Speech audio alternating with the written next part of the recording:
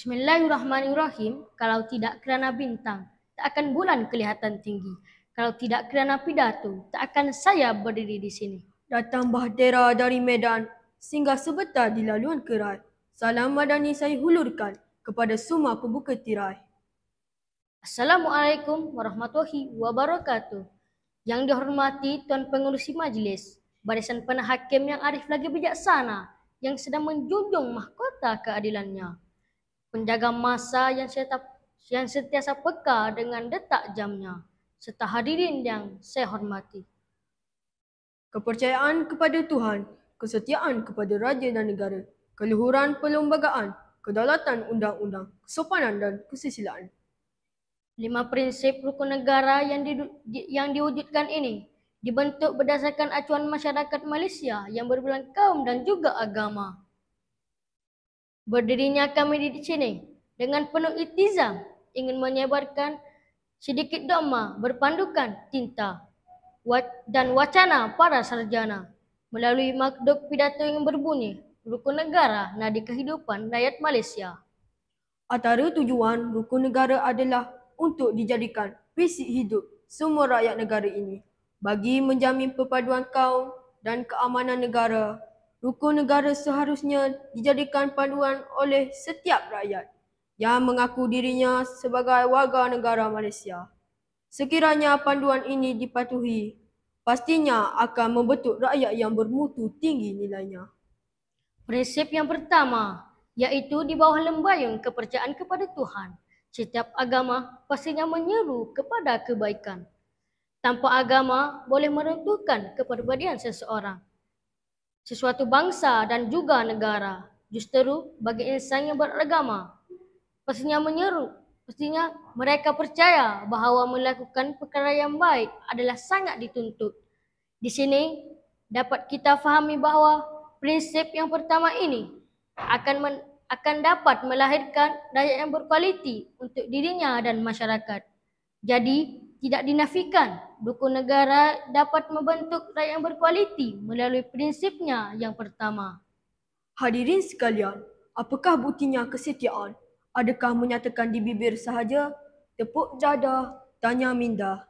Setiap negeri mempunyai lagunya sendiri yang senikatannya memuji dan menghargai raja dan negeri. Lagu negeri wajib dinyanyikan setiap minggu sekali bagi menanam semangat jati diri terhadap raja dan negeri, juga sebagai tanda setiap rakyat kepada pemerintah. Masih ingatkah lagi ketika lagu negaraku dipermain-mainkan rakyat? Malaysia bangkit bersatu menentang pengkhianat itu. Tidakkah itu membuktikan kepada semua kesetiaan rakyat dapat membentuk jati diri warga negara, iaitu kesetiaan kepada raja dan negara? Keluaran perlembagaan membawa maksud setiap warga negara hendaklah menghormati perlembagaan negara yang juga merupakan sumber perundangan tertinggi negara. Setiap rakyat harus menghormati dan mematuhi perlembagaan yang telah ditetapkan agar dapat menjaga hak keistimewaan setiap rakyat Malaysia. Rakyat perlu sedar bahawa perlembagaan negara berfungsi untuk melindungi hak dan keistimewaan mereka sebagai warga negara. Hadirin sekalian, beralih kita kepada hujah yang keempat. Berdasarkan prinsip kedaulatan undang-undang, setiap negara memerlukan undang-undang untuk mengawal dan mewujudkan satu masyarakat yang aman dan makmur, sekaligus menjamin kehidupan anggota masyarakat dapat bergerak dengan lancar dan teratur tanpa sebarang kekacauan. Hak semua rakyat boleh diamalkan dengan bebas, asalkan tidak melanggar undang-undang seperti mana yang dijaminkan oleh perlembagaan. Kesopanan dan kesusilaan adalah prinsip terlahir dalam rukun negara selaras dengan hujah yang terakhir bagi hari ini. Prinsip ini menekankan perkembangan tingkah laku seseorang yang bertujuan untuk membentuk warga negara yang bersopan santun dan bertata sila.